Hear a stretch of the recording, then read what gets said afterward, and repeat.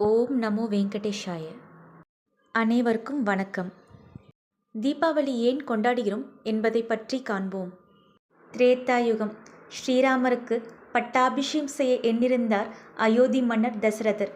ஆனால் மந்திரையின் போதனையால் கைகேயி தன் மகன் பரதன் அரசாள வேண்டும் என்ற எண்ணத்தில் மன்னர் தசரதனிடம் 2 வரங்களை கேட்டார். முதல் வரமாக ராமன் 14 ஆண்டுகள் வனவாசம் செல்ல வேண்டும், 2வது வரமாக பரதன் நாடாள வேண்டும் என்று கூறினார். இதை கேட்டு மன்னர் அதிர்ந்து போனார், வேதனை அடைந்தார். இறுதியில் மன்னர் அவ்விரு வரங்களையும் மனமின்றி கொடுத்தார். ராமர் தன் தந்தையின் வாக்கை காப்பாற்றுவதற்காக வனவாசத்தை ஏற்றுக்கொண்டார். அன்னை சீதையும் தம்பி லக்ஷ்மணும் ராமருடன் வனவாசம் சென்றனர். அதர்மத்தை அழித்து தர்மத்தை காக்கும் பொருட்டு ஸ்ரீராமர் ராவணன் உட்பட பல்வேறு அசுரர்களை அழித்தார். தனது 14 ஆண்டுகள் வனவாசத்தையும் முழுமையாக பூர்த்தி செய்தார்.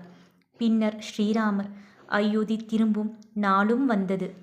ஸ்ரீராமரின் வருகையை அறிந்து கொண்ட அயோத்திவாசிகள் மகிழ்ச்சியில் திளைத்தனர், உற்சாகத்தில் குதித்தனர். அவரவர் வீடுகளை அலங்கரித்தனர். அயோத்தி நகரம் முழுவதும் பூமாலை தோரணங்களாலும் வண்ண வண்ண கோலங்களாலும் அலங்கரிக்கப்பட்டது. அயோத்தி நகரம் முழுவதும் விளக்குகளின் ஒளியில் பிரகாசமாக மின்னியது.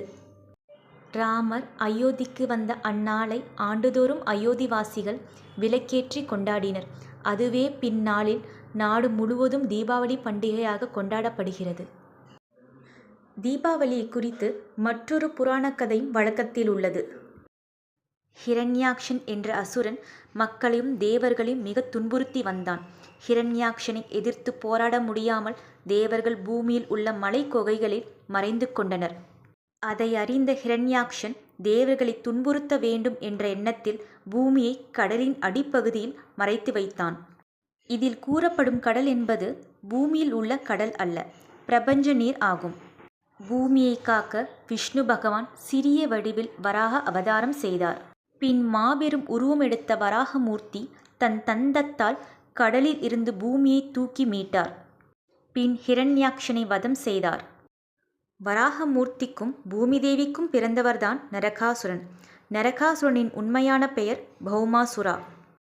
ஆனால் அவன் தன்னுடைய பலம் மீது கொண்ட ஆணவத்தாலும் மக்களை துன்புறுத்துவதாலும் நரகாசுரன் என அழைக்கப்பட்டான்.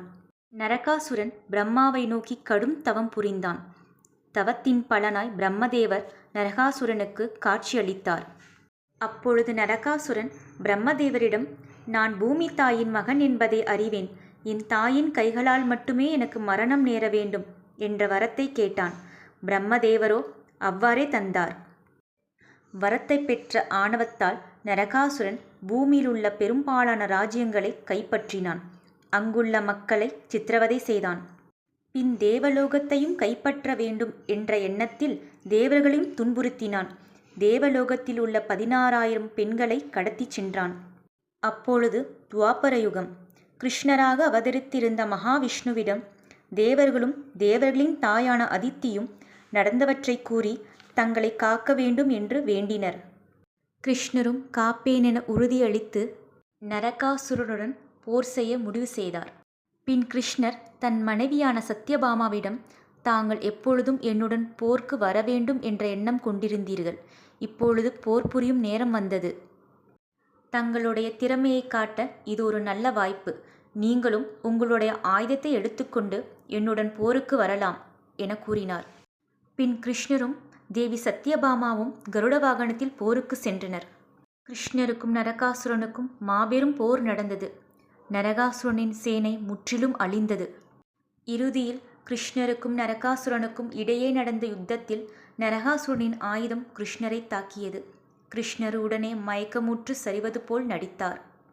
தன் கணவருக்கு இவ்வாறு நேர்ந்ததைக் கண்ட தேவி சத்யபாமா கோவத்தின் உச்சிக்கே சென்று கைகளில் வில்லை ஏந்தினார். வில்லில் இருந்து சீறி பாய்ந்த அம்பு நரகாசுரனின் மார்பில் தாக்கி அவனை கீழே விழச் செய்தது. அப்பொழுதுதான் நரகாசுரனுக்கு புரிந்தது, தேவி சத்யபாமா தன் தாய் பூமியின் அம்சமென்று. உயிர் போகும் தருணத்தில் தான் செய்த தவறை உணர்ந்த நரகாசுரன் கிருஷ்ணரையும் தேவி சத்யபாமாவையும் பார்த்து வணங்கி, நான் இறக்கும் இந்நாளை மக்கள் அனைவரும் மகிழ்ச்சியாக கொண்டாட வேண்டும் என வேண்டினான்.